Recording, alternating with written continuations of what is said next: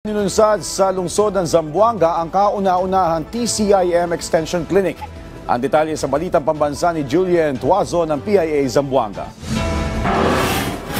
Inilunsad ang bagong Traditional Complementary and Integrative Medicine Clinic sa bagong Urgent Care and Ambulatory Services o BUCAS facility sa lungsod ng Zamboanga. Ito ang kauna-unahang TCIM Extension Clinic ng Zamboanga City Medical Center at isang mahalagang hakbang sa pagpapalawak ng ganitong uri ng serbisyong medikal sa rehiyon. Ayon sa ZCMC, layunin ng bagong pasilidad na gawing mas abot kaya ang serbisyo ng TCIM para sa mga Zamboangueño. Kabilang sa mga serbisyo ang acupuncture, ventosa o dry cupping therapy, hijama o wet cupping therapy at electroacupuncture.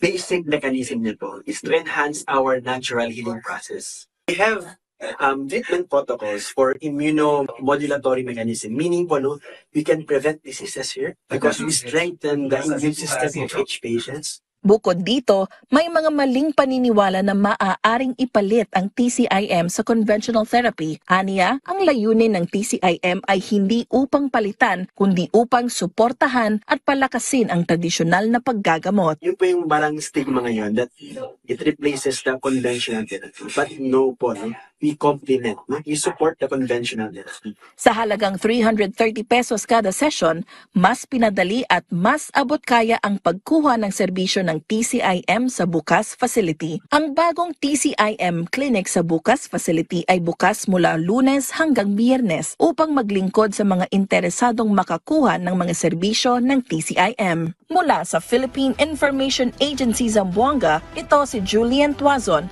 para sa Balitang Pambansa.